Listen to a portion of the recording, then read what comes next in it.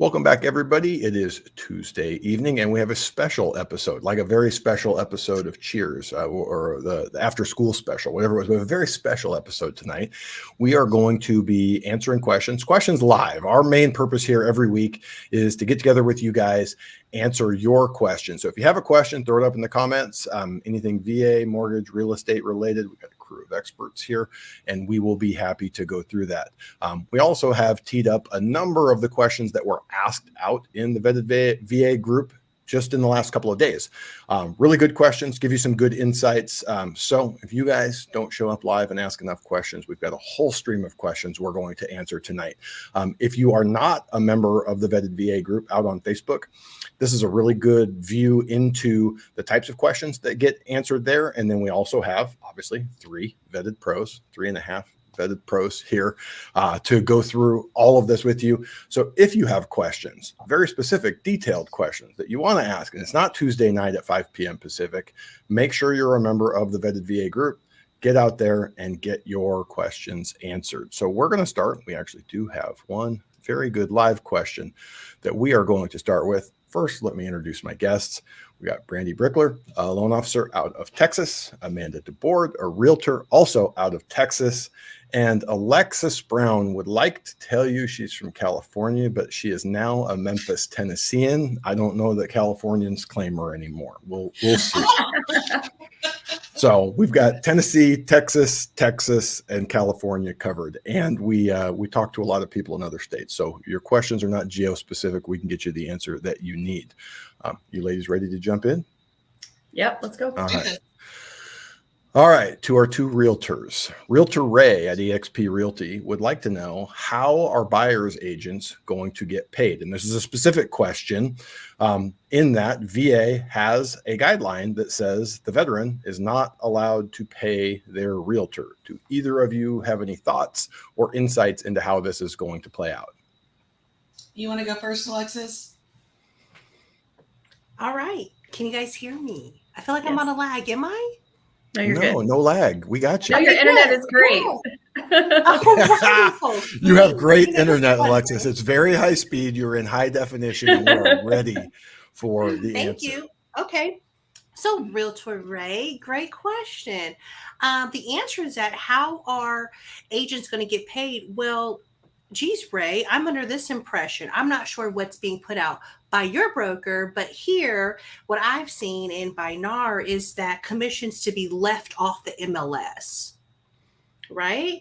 So with commission to be left off the MLS, if you're interested in how you're going to get paid, then that's something you're going to have to ask the listing agent on the listing that you bring your buyer to. Hope that makes sense. Amanda, you have any different thoughts or insights in that one? Just that with all of the misinformation in the media that's been put out about the NAR settlement and what may or may not happen, there was a lot of kind of chicken littling. The sky is falling, but it's not.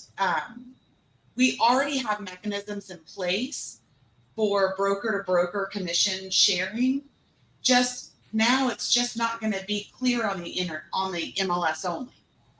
NAR has come out and said that you can share, that you're going to co-broke your commission on all the other platforms. You just can't do it on MLS.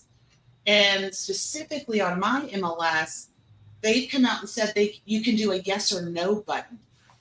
So our MLS is going to say, will you have a co-broke? And the listing agent will click yes or no. And so you see a yes or no on the MLS. You just won't have an amount. Perfect. I look at it from this perspective. So the VA guidelines specifically say that the borrower cannot pay it. FHA, Fannie, and Freddie have all come out and said they have no issue with it, with the buyer paying their realtor if it ends up going that way. We don't know this for a fact, but I think that it is unlikely that VA continues to be on an island if this puts veteran buyers at a disadvantage. So they're probably not going to be preemptive and go, hey, let's change the way we've always done it before we even see how it looks out in the wild. But very good chance if veterans are disadvantaged by that guideline, it will get updated in addition to their very important thing that our realtor guests. I don't think the VA is going to make a decision before the settlement is actually settled because it's not yet. So. Yep. All right. If you have any questions, throw them up in the comments. But otherwise, we have a nice load of questions here that have been asked out in the Vetted VA group this week. Let's start with this one, Brandy. I'm going to throw this one to you. Is it better to do a conventional over a VA loan? I'm selling my home, financed with a VA loan. I'm going to get enough from the proceeds for the down payment on land and a construction loan to build a barn dominium. Should this person be looking at conventional or looking at VA? Well, we'd have to evaluate both choices because, depending on how much you're going to put down, whether or not you're going to pay private mortgage insurance would determine whether or not we are going to look at that. Also, if you have a disability rating and you're not paying a funding fee, the VA loan is a government-backed program and the interest rates tend to be a little bit lower. So if you're comparing apples to apples, like how much would you pay for a conventional interest rate over a VA interest rate, you would compare what the cost of the interest rate is for the conventional loan versus what you'd pay in the funding fee.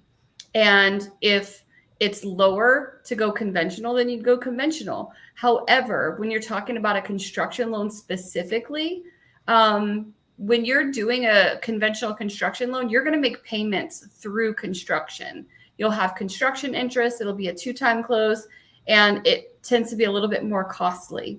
So it's important to evaluate both.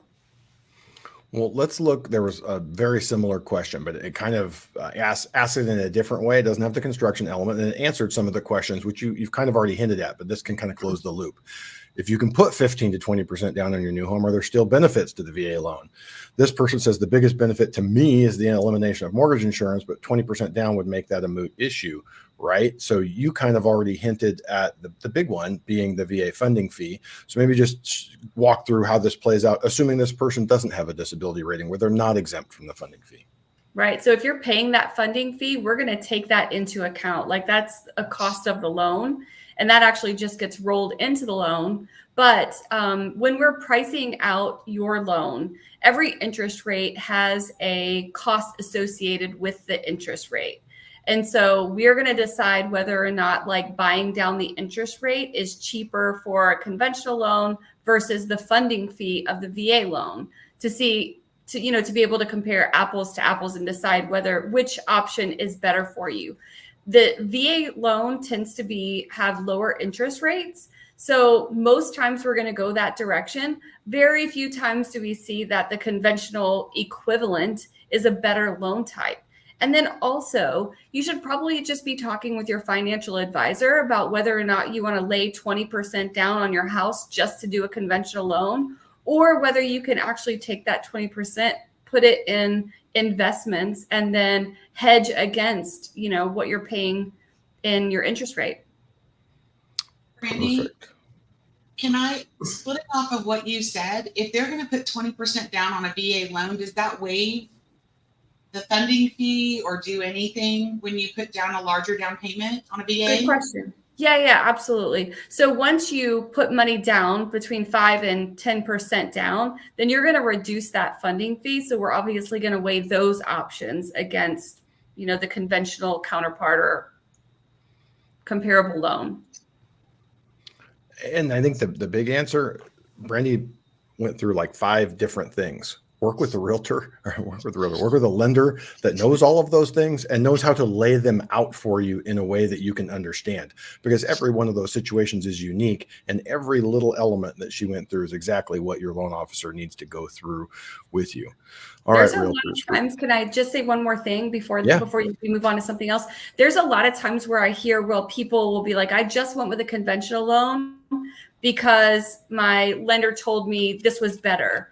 You should be looking at 2 options together and making the decision for yourself, because you don't know whether or not you're dealing with a lender who just doesn't know how to do VA loans. And for that reason, they're shoving you into a worse loan product.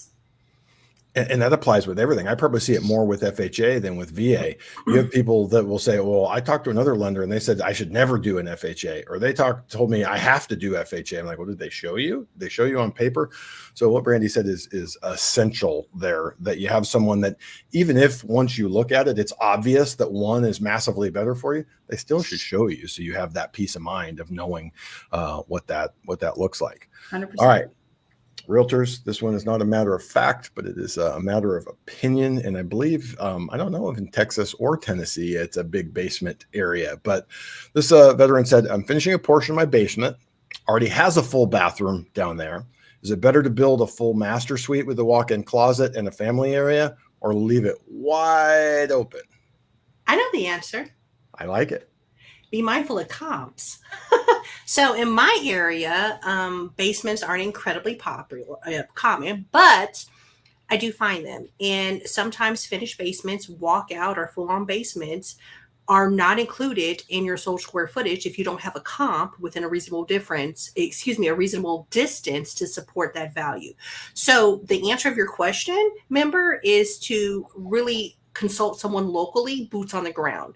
You might be in an area where there's basements are a dime a dozen. Okay. That's going to benefit you. But if you're in an area like mine, doing something like this is truly going to be for personal preference. And there's no guarantee you'll see an ROI. ROI is return on investment. So be mindful.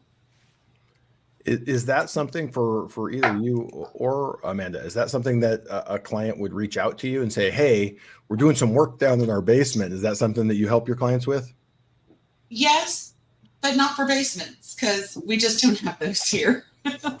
Yeah, it's funny here in Southern California, in really high-end areas, they've started doing basements because, like Newport Coast, they won't allow you to go up. So these people are doing like $5 million basement additions where they dig out entirely underneath their house and put like 10-car garages, like the most amazing man caves you've ever seen. And I'm like, you've got too much money if you've got $5, $6, $7 million to dig out under your house because they won't let you build up. That's crazy.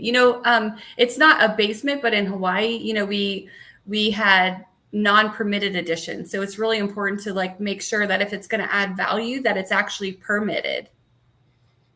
Absolutely. Absolutely. And use everyone on your team. At that point, you're a homeowner. You have a lender. Talk to your lender. Talk to your realtor. Hopefully, you have a good relationship. Hopefully, they reach out to you periodically, and you have that type of relationship where you can get these questions answered. Got a good one here. My husband started the VA disability claim process. We see this a lot. More and more disabled veterans, more and more people going through the claims process. He separates July 24th, but we close June 14th. He should absolutely get 100% P&T. Can we get this waived after closing since he filed before separating? So basically saying that we understand that we're closing before he has a disability rate and we're going to get charged a funding fee. Can they get their funding fee refunded to them post-closing? Amanda, it looks like you've got the answer. Well, Brandy knows too, because she knows better than I do. But yes, there's a form that the VA's put out. So it's kind of like giving them warning that you're going to ask for that back. So Brandy probably knows the actual number of the form. I don't. I'm totally forgetting the actual form number, but yes. But we could put it in the comments at the end of the live. Oh, that's sweet. Somebody make it note. That's a really good test for your lender. You can ask them what they think, and if they give you the right answer, and if they know the form, that will let you know if you are in good hands on that one. Let's answer the question though from the flip side. What if they have some ringing in their ears and think that, hey, I'm going to go in 6 months from now and get my disability paperwork going? Can that person ever get it refunded if they get a rating later on? No, unfortunately. Oh, sorry, Brandon. Oh, no, we can go ahead. No, it has to be filed prior to closing. And that's essential. And it's funny. We do see that in the vetted VA group. Someone will come and ask that question and they did have the process going, but they didn't do that form. They didn't give anyone notice. If they had been with the right person, I mean, some of these can be big, lots of areas you're looking at $1.5 million loans. And if you have a 2.15 funding fee, $14,000, $15,000, it's real money, as they say. It is a big deal. Like if you're thinking that you want to get that waived, you definitely want to have that conversation up front with your lender, and they need to know what the actual new circular is, because this is a pretty new circular. And previously lenders were just saying, you're just going to get that back post-closing. And there are still some lenders out there who are still giving that information out. They will, we have lots of veterans who come in the group and ask this question because their lender told them they were going to get it back post-closing. And the reality is that there is a new circular, there is new guidance. So you need to be working with someone who is keeping up with the new circulars and the new guidelines that come out to make sure that you're not getting, paying the funding fee unnecessarily. Perfect. We got another good one here. Lady says she lives with her sister. We're selling in Florida, buying in Ohio. Is it possible to add her to the VA loan? If a down is needed, can I use my sale proceeds? She has great credit, but little income. So it's a deceptively simple question because there seems to be so much there. What's the benefit of adding them? Could they not just go on title and then we could get 100% financing? Alexis, you have any thoughts on where you'd go with this one? Where I would go with this, well, I'm always, when someone ever asks me about co-signing, be mindful, okay? Always be mindful, especially with a house, kind of big, okay? Big purchase. Is it possible to add her to the VA loan? You can add someone to the VA loan. However, they're going to have to put down 12.5%. Isn't that right, Brandy? If you want to have a non-veteran, non-spouse added to the VA loan, it's 12.5%. If a down is needed, can I use my sale proceeds? I'm not a lender. I'm a real estate agent. But yes, you can use your proceeds. Your sister's, you're going to have to do a gift letter. Most likely the lender is going to require it, but I'll allow a lender to answer that question. This is probably the only group of people where I would say that real estate agents could totally answer lender questions because they're trained exactly the same way as every lender in vetted VA. So they're probably the most knowledgeable loan realtors out there.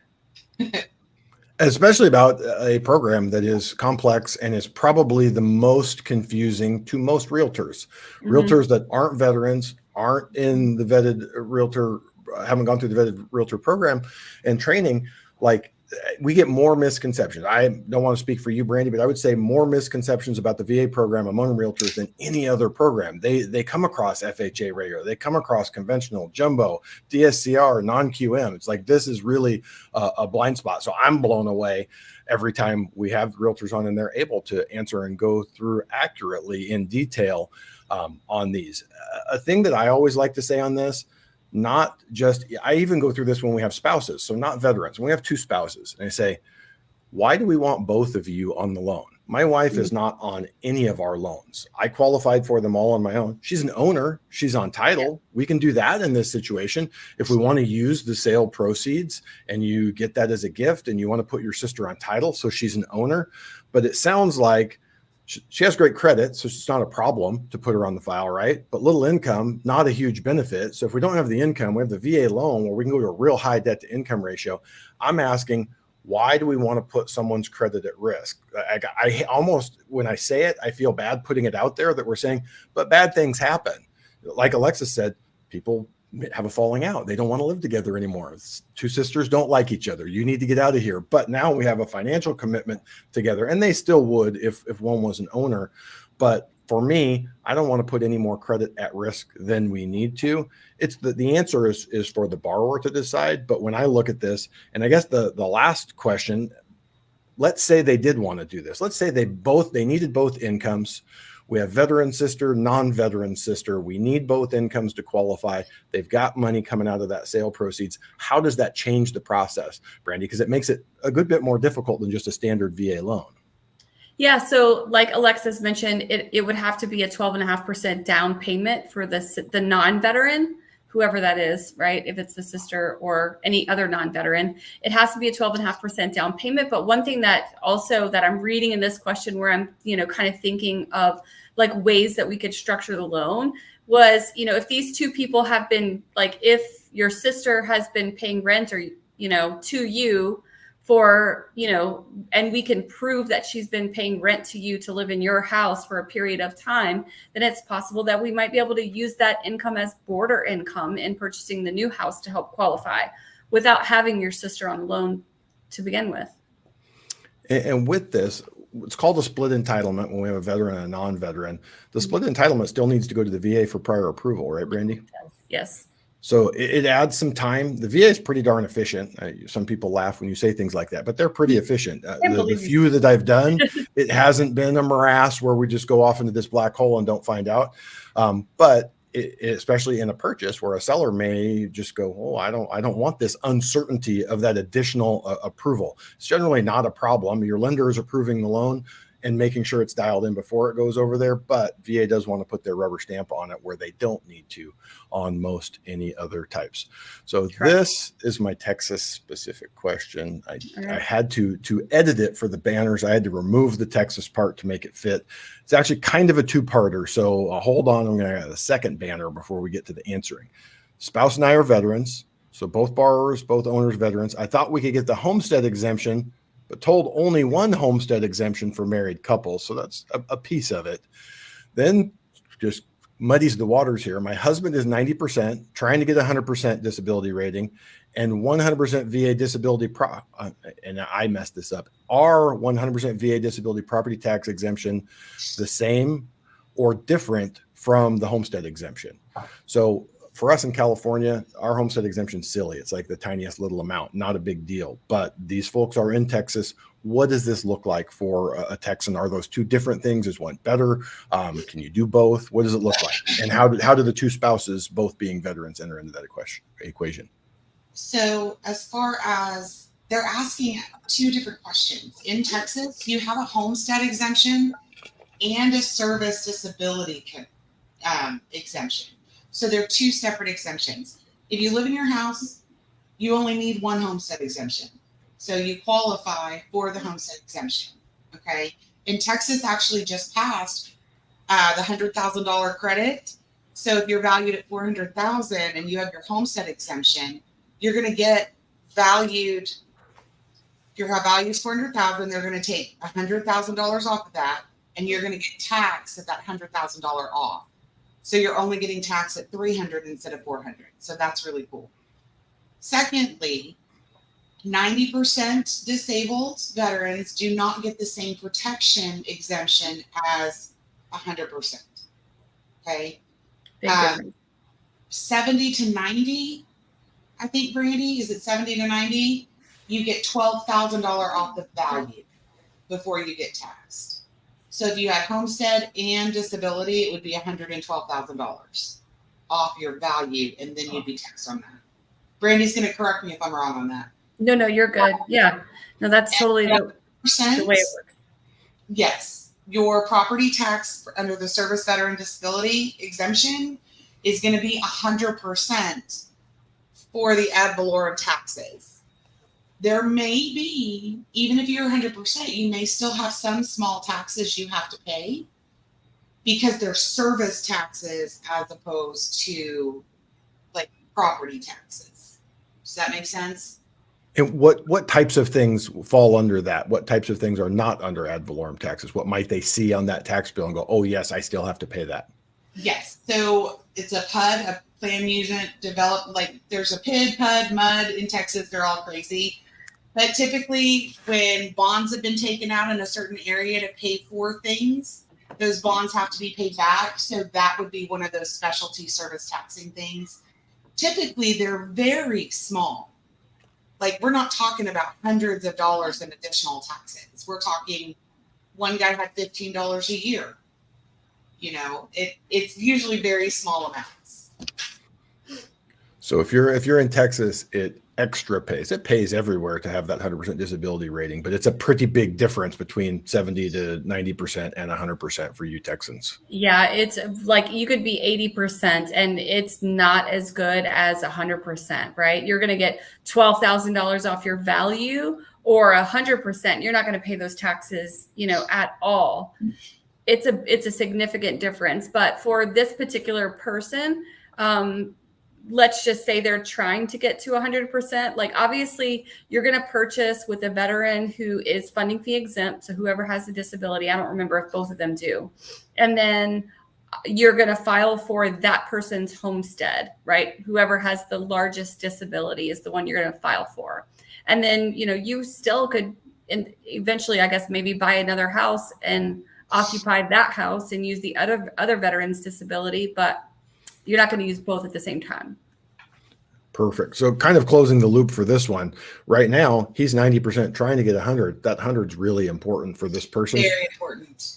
And if you get to Very 100, then at real. that point, the homestead exemption doesn't matter because those taxes Yeah. are going away. I mean, if they're regardless. qualifying for that 100% before they actually purchase, we're talking about a potential $100,000 in purchasing power by eliminating those property taxes, because property taxes on average in Texas are somewhere in between like $500 and $800 a month, right? So if you eliminate that out of your monthly payment, then you're getting a whole $100,000 more of a house.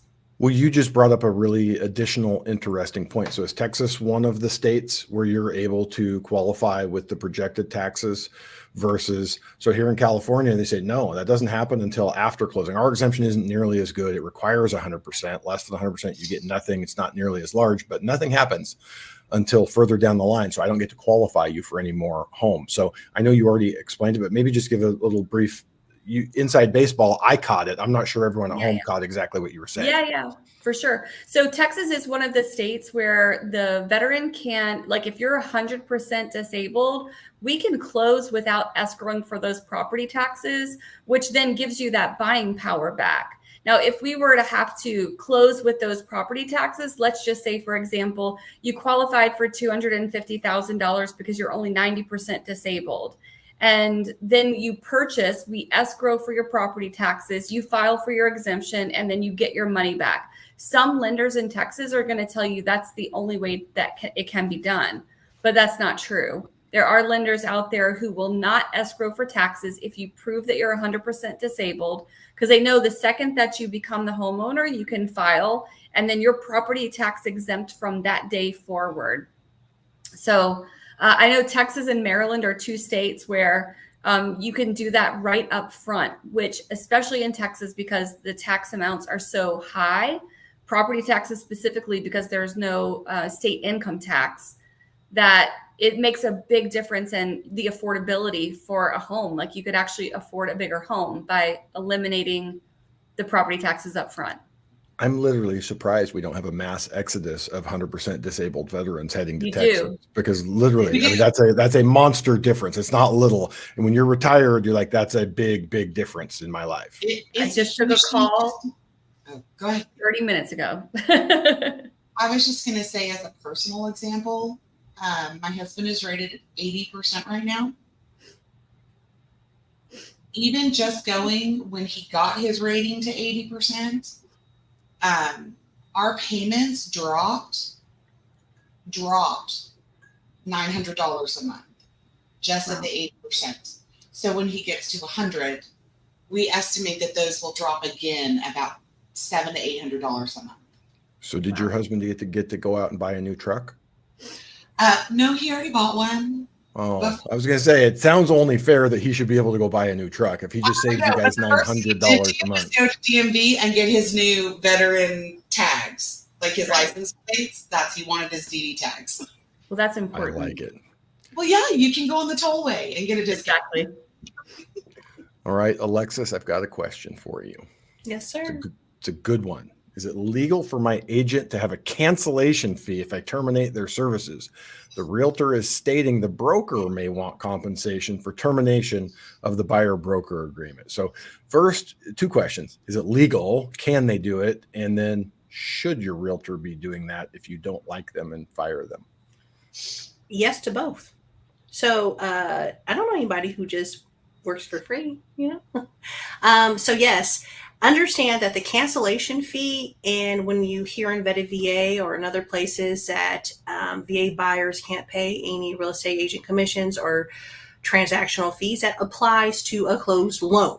Okay. So if you hire someone to sell your house or to help you buy a house, and you're purchasing with a VA loan or any loan type, and you choose to part ways, their buyer broker agreement could state something about a cancellation fee. It is legal. However, I can't speak for all 50 states and territories, so please do consult your state and local boards. But here in the good old state, the volunteer state of Tennessee, it's legal. Okay.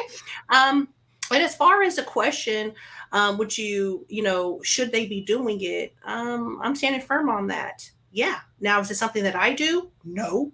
Do I know a lot of people that do it? And am I in agreement with it? Yes. My reasons for doing it, I don't have people cancel. It's amazing when you treat people right. They don't generally go, "Hey, I don't want to work with that person Hello. any longer." Exactly. So that's the answer to that question. Hope that makes sense. Now, let's back this up. You do want to make sure you do read any contract very carefully, because to me, cancellation fee, it's a couple $100, 300, something like that. You can easily be paying $2,000, $5,000. Okay. It just depends. So please do read the contract well if you see a cancellation fee. Also, this also applies for listings. Okay. Sometimes we talk a lot about buy side, but for listings, there's cancellation fees. And do note that if you see a cancellation fee and you don't like the numbers, what is it in real estate that's negotiable? Everything. Okay. So if that realtor from earlier so watching, hi, you're asking how to get paid, everything here is negotiable. Well, but wait, isn't that why we had the lawsuit? Because no one knew that they could negotiate with I their tell you, realtors. Josh, They thought there was a magical 6% commission that they were forced at gunpoint to pay. So they had to go and file a lawsuit because they found out that that was not true. You're using very strong words, and don't put words in my mouth. I can only speak for me and how I run my business. Okay. So but she'll tell you exactly how you should run your business as well. Just FYI. But let's talk about a little bit of a piece behind that. Let's say that you have a buyer or a listing. You have a listing that you're 3 weeks into it. So pictures got taken, the house got spruced up. You've been out and visited with them 3 times. And for whatever reason, they decide they want to cancel. Or the same couple has been in your car 3 weekends in a row. You've shown them 9 houses. Maybe just go through why it would be reasonable for a realtor to say, okay, I do deserve some compensation. I've done a job, and you're saying there's not. I'm not ever going to get paid for that. Either one of you, Amanda or Alexis. What are your thoughts on that? Go ahead, Amanda. So for me personally, I don't charge a cancellation fee. I don't want to work with people that don't want to work with me. That's my general feeling about it. I've been known to fire clients. Granny will laugh. I accidentally fired myself one time. It happened. I did. I accidentally fired myself. But charging a cancellation, y'all, the time and energy spent not just in your face, but when we're in our office, we're picking out houses, we're routing things, we're printing. Well, maybe not Alexis, because she's way more technically advanced than I am. I like paper. So I print all your MLS sheets and, I feel like everyone should be able to charge for their time. I know that my buyers and sellers, if they go to work, they want to get paid, right? You want to get your paycheck at the end. We all still have bills and whatnot. But I personally don't charge it, but I'm totally standing with my real estate brethren who do charge it. And I don't know if I answered your question. No, listings it's important to I feel on listings more so than buy side. On listings, there's money often paid out of the real estate agent's pocket up front. Like for me, I just was at a listing appointment earlier, and I'm about $1,000 in, and then pictures are coming through, so I add like $1,300 to this, right? So depending on circumstances, if my clients canceled, which they're not, okay, but something like that, you've already put the money in, you know what I mean? So often on listings, the cancellation fee is more common to see, because if money was paid up front, or even if the real estate agent helped to take care of repairs prior to listing, that is something too. And while we're talking about that, if you're trying to sell your house and you're in need of like minor repairs, you're short on cash and you're not sure how to bring it up, discuss it with a real estate agent. Some agents do offer where they can take care of something up front and then you could pay them later out of proceeds, even things like roofs and stuff. I'm getting off topic, but it's something that we don't really see a lot of in the group. But when we do, I try to bring it up, because some people are apprehensive about selling because they're like, oh, we have too many repairs. You know what I'm saying, Amanda? Like for roofs and I think that's interesting, because Alexis and everybody has such different philosophies about how they run their businesses. Mm-hmm. Alexis, if you've never seen her day in the life of video that we did, Nathan Nottingham did a couple of years ago, she is on it. Like the beautiful staging, and she has her clients do painting and like all like when she puts a house on the market, it is 100% top notch. Gas me up, girl. Yes. Hi. I am not that kind of realtor. I'm going to be honest. I'm just not your normal kind of, that's not how I run my business. Depending on what the aim is for the seller, because we're dealing with people who PCS, right? So we're dealing with timelines. That's important.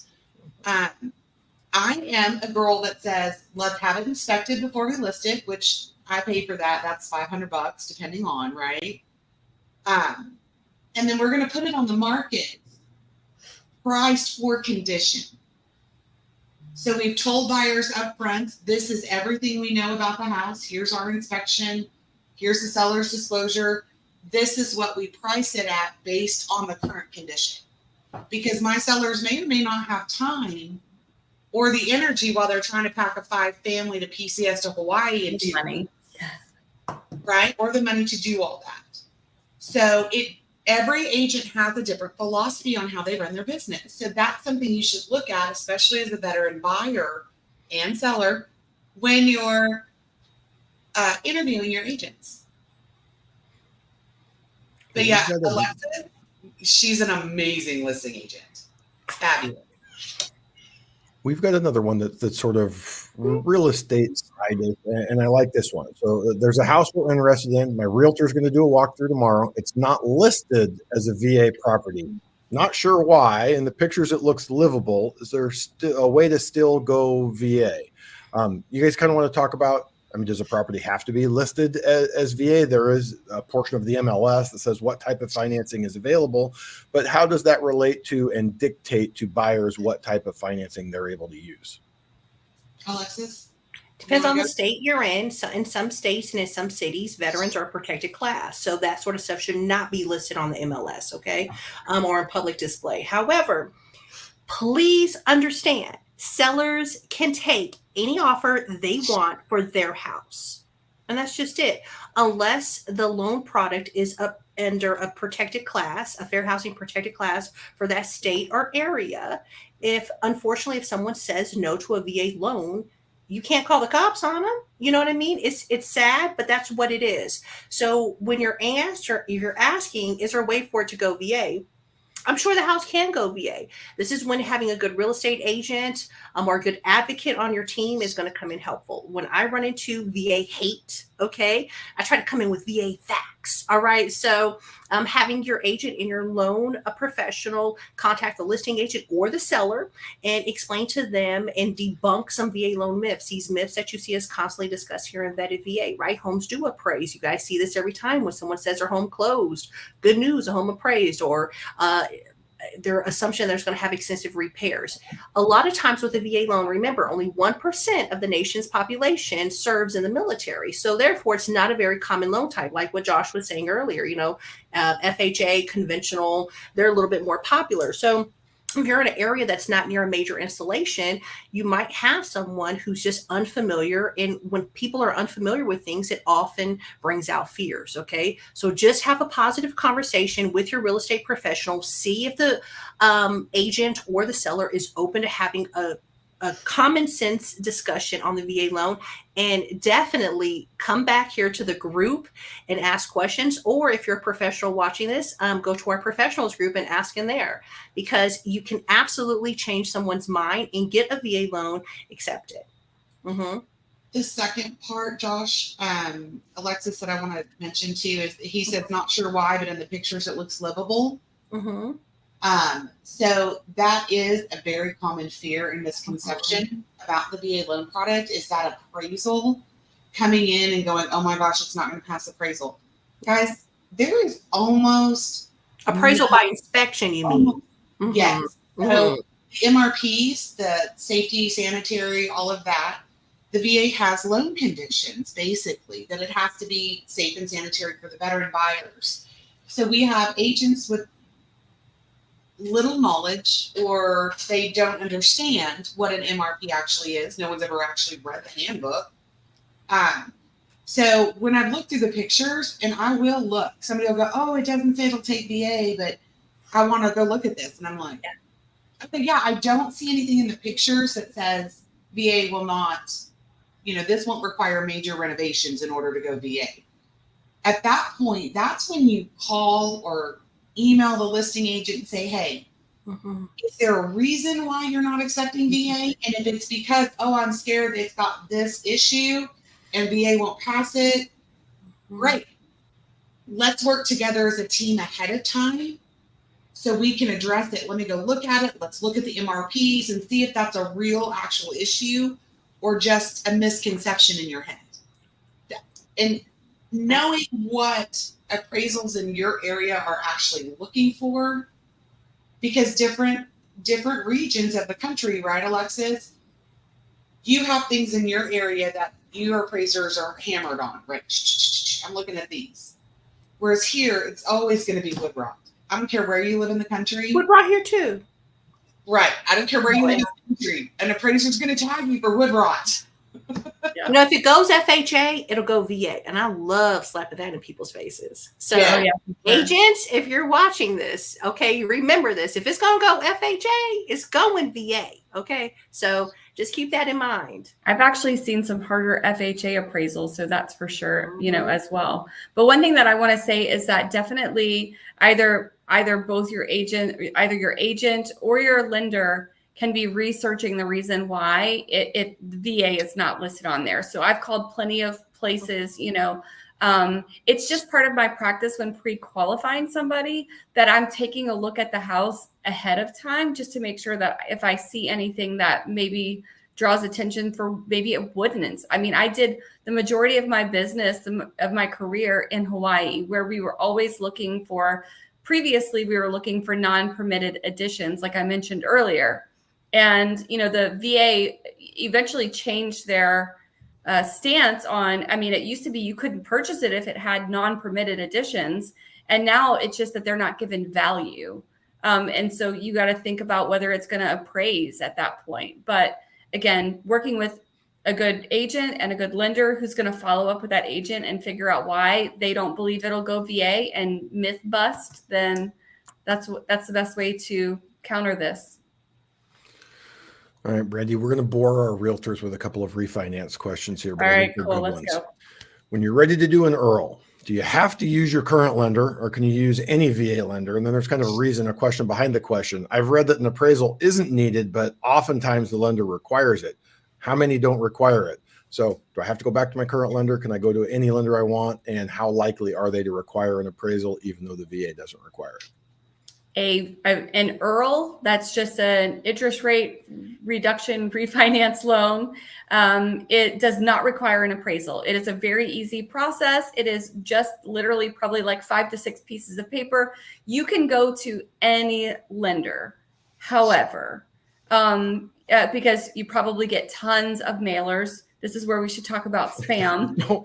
Don't reply to anything that shows up in your mailbox, please. Just don't. Yeah, just don't, because a lot of those things are just not even factual. The way that interest rates have to be put out, the day that mailer goes out, it has to be legally available on that day, but you're getting that a week or so later, and it's information and data that's being pulled from just your online recorded mortgage. So it's not accurate. It's not to you. It's spam. Some of them even look like they're from your current lender because they might have. I thought this was really funny. I used to work for a place, I think I could say it, is called Land Home Financial. And on the mailer to my client, it said Land HMFINL, which my clients were like, that's from you, right? Absolutely not. It's not from me. So it's important to look for that, but no to an appraisal. You do not need an appraisal for a streamlined IRRRL refinance. That's not a thing. No, you don't have to use your current lender. You can go to any lender. But if you're going to do just a regular refinance, that does require an appraisal. Just sort of a follow-up on the mailer. The mailer is the big thing.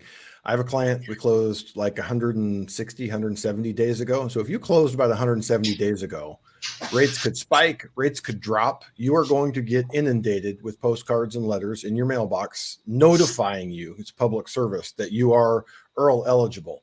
So when rates were at their highest about 2 weeks ago, we're getting up into the high sixes. My client calls and he says, "Hey, is this true that I'm IRRRL eligible?" I said, "Well, you will be soon." And he goes, "Okay, well, cool. These guys just called me. I didn't trust them. I wanted to talk to you, but they come back," and he says, "They told me I can do 5.75. I'm like, "It's on the rate sheet. You have a $700,000 loan. Did you want to give me $20,000 of your equity for a 5.75 rate?" He's like, "No, I don't want to do that at all. That's why I called you." But a lot of people don't call. They just, whatever, the mailer showed up. These guys, it looks official. It looks like it's from the lender. So again, like Alexa's saying, her clients don't fire her.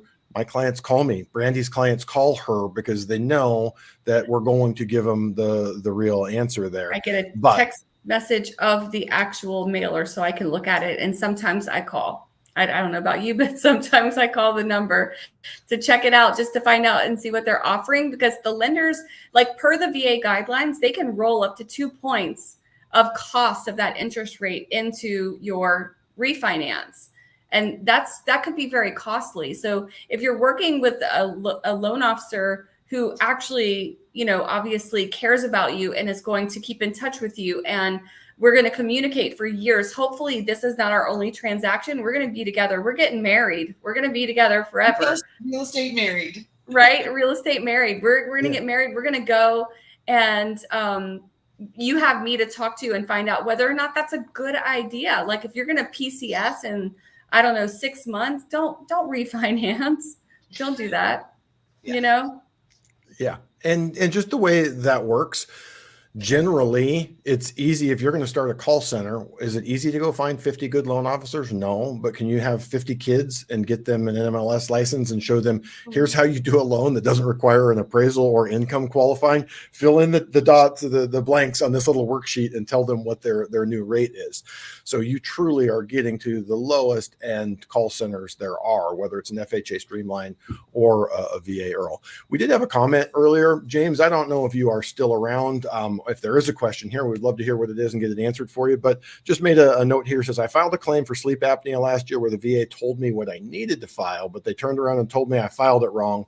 Now they changed the rules to allow 0%. So if you have a question there, we'd love to answer it for you, but hopefully you're getting that turned around and you do get your disability rating, because when it comes time to buy a home and get a loan, it is a massive, massive benefit. The VA loan itself is great, but once you have the disability rating and the funding fee goes out the window, kind of becomes a James, no-brainer there. Sorry to cut you off, Josh. James, we'll message you after the live and give you recommendations of a few groups where you could get that question answered and some solid advice. Yeah. Not really our wheelhouse here, as we're dealing with just the VA loan in specific, but there are a lot of great groups out there. Mm-hmm. Perfect. All right. We got a couple more questions. We're going to stick with the refinance theme here. So a unique feature of the VA loan is you can do a 90% cash out, 100% cash out with some lenders. But does anyone have experience with a 90% VA refi, specifically the appraisal? You hear rumors that VA appraisers come in low. Just looking for feedback from folks who've had experience with this. So Brandy, again, maybe just walk through the uniqueness of VA cash out and what you can do loan to value wise. And then we can all talk about our experience with VA appraisals and why they are absolutely the best and greatest appraisal process you will ever have. And anyone that tells you differently is ignorant, and I'll fight them if they say. So tell us about the refi. Yeah. So for the cash out, I mean, obviously you can take some cash out of your home, and the lender is going to require an appraisal. That's super important. But the loan to value that the lenders will allow for the VA cash out is pretty significant. It's a little different here in Texas, just because we have some laws here. So you're not going to be able to do a VA cash out here in Texas. We have just weird laws when it comes to cash outs. They're weird. But anyway, so if you cash out of a VA loan, it's no longer going to be a VA loan. It's actually going to be a Texas 50A6 loan.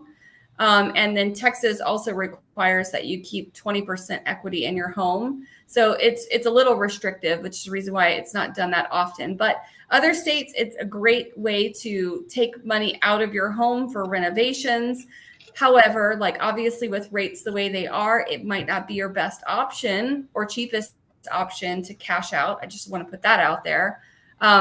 Just because you might be able to get something like a HELOC, which is a home equity line of credit, which does not mess with your specific rate. So if you got a really good interest rate on your home, you're probably not going to want to cash out to do some renovations. You're probably going to want to get a home equity line of credit and do those renovations with that because it's going to be a little bit cheaper.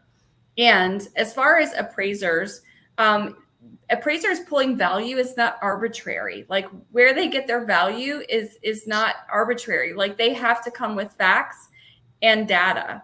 So, the appraiser is appraising what your market value is. And you could argue with their opinion because it is an opinion of value. They do have to bring the data to support it. And I think it's important that we people talk about VA appraisers like they're a special brand of alien, like they come from another planet and they're only doing VA appraisals. They're exactly I'm sure there is an appraiser out there that really only works with the VA because that's their preference. Most of them do every type of appraisal. It's not like one day they show up and they go, I'm a VA appraiser today. As Amanda said, we have the minimum property requirements. That is an additional thing that they have to do. But it's not all that different and it's better. And we've covered it 9,000 times on the show, so we won't do it again today. But that VA appraisal process, it just is. It's better than any other option out there. I think that there's always, I've lived in a couple of markets where there is that one VA appraiser that everybody talks about. And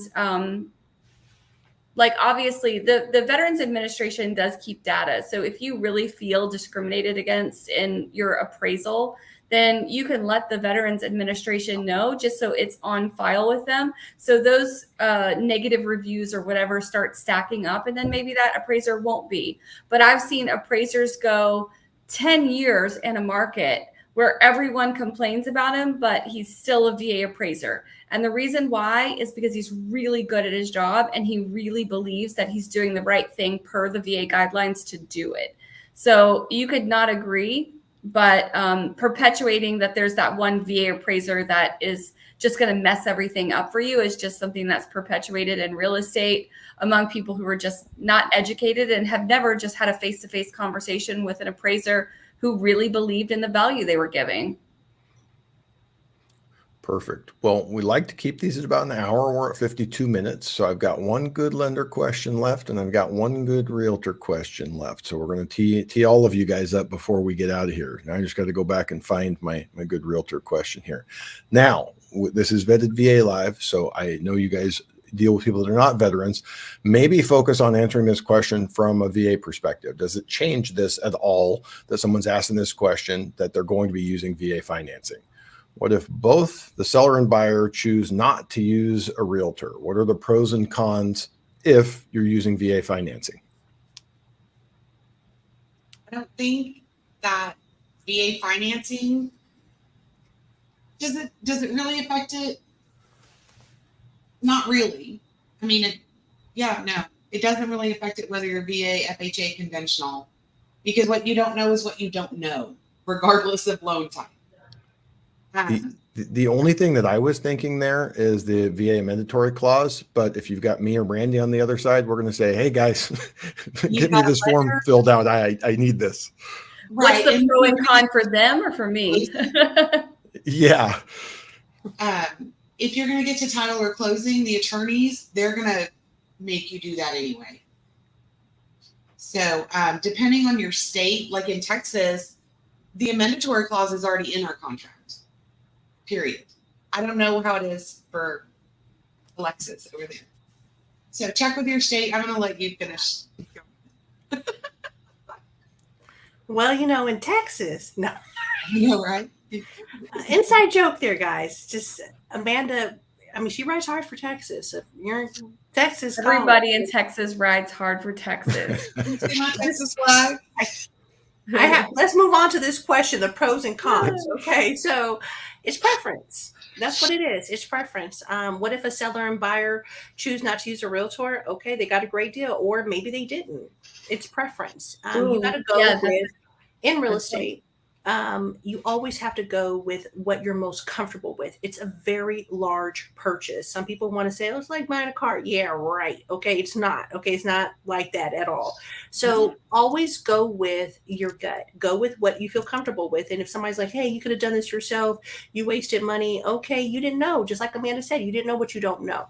So go with what you feel most comfortable with. Now, I will say on the seller side, okay, something that is a con of not having a real estate agent is you can essentially set yourself up to just have people walk through your house, okay, unattended. You don't know who they are. Then, you're like, oh, well, they seem like a nice family, and not saying that stuff can't happen in a licensed real estate agent as they're accompanying people through your house.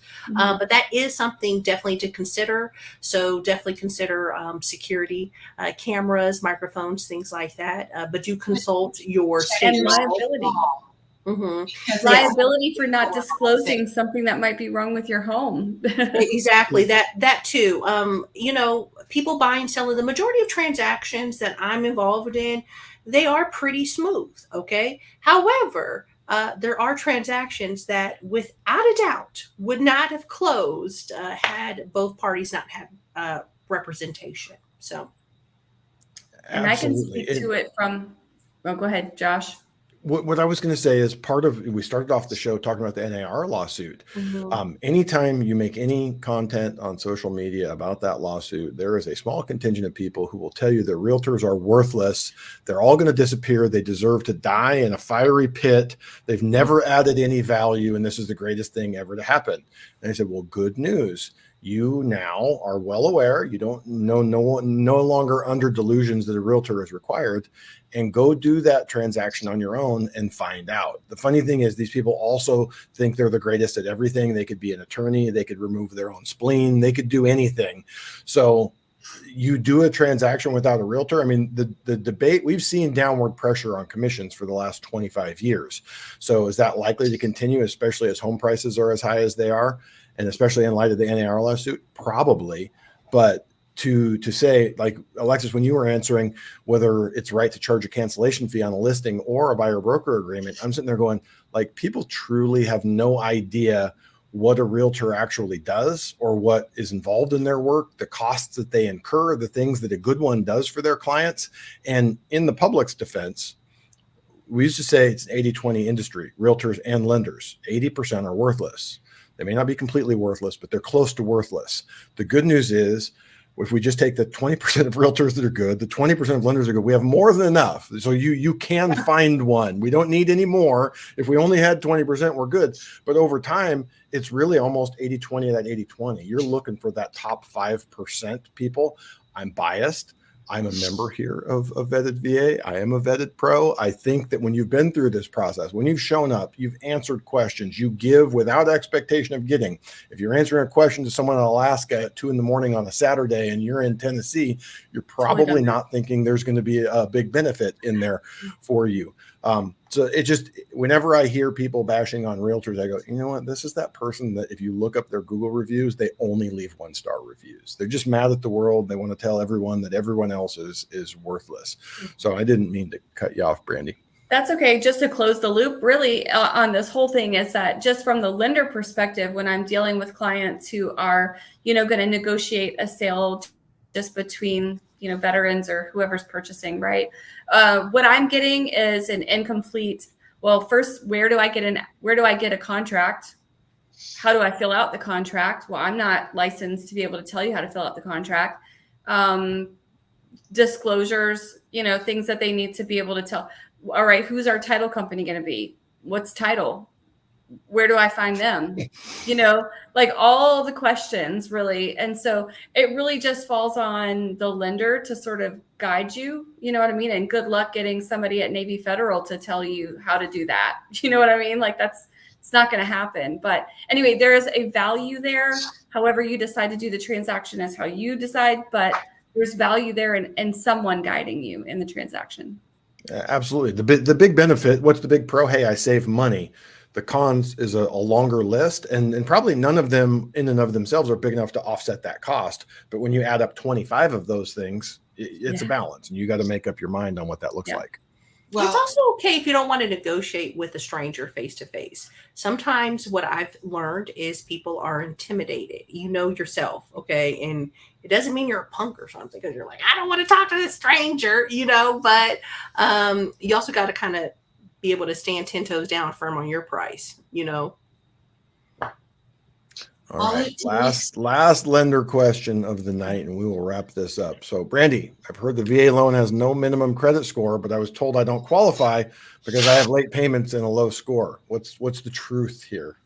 Yeah, so the truth is that the VA does not have a minimum credit score for qualifying for your VA loan. It doesn't happen. However, you can't have a low credit score or no credit score and then also not be able to prove your credibility as far as like repayment. So the lender is going to look at, if you have a low credit score, we're going to look at why you have a credit score. Basically, whenever we pull a credit report, it talks to our automated underwriting system and tells us whether or not you qualify. That's how we determine whether you qualify. Those two reports talk to each other.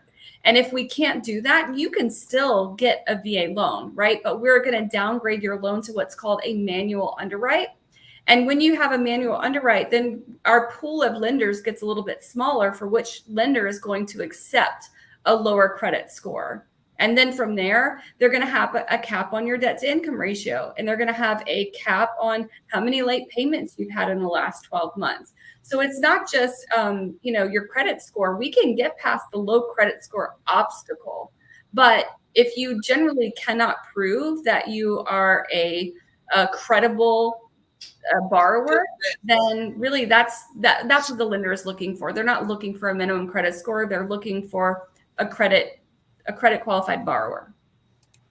The interesting thing on that is the internet is a wonderful thing. We're here on YouTube answering questions. You can find answers to the 10 or 12 things that we put up, but it is also the same social media medium that if it bleeds, it leads. You want to get clicks. So if you look at a lot of the VA videos, you'll say VA, no max loan amount, no minimum credit score. Is it true? Well, it can be true, but in the real world, there are guidelines. Okay, you have a low credit score, you got to meet X, Y, and Z. So, and that's the same with all loans, FHA, USDA. You see people make these videos with these crazy claims where they've picked the one thing that could be true, but isn't likely true. So, ladies, I appreciate all of the knowledge and wisdom shared tonight. This was a little bit different. We've never done just a long list of questions from the group here. So enjoyed it. I'm glad you guys were able to get the answers out there. And I believe next week is our last week of the rotation. So we will be back with another group of vetted pros covering another topic, which escapes me right now. But again, appreciate the three of you being here. Appreciate all of you watching, and we will be back next week. Thanks, Josh. Thanks, guys.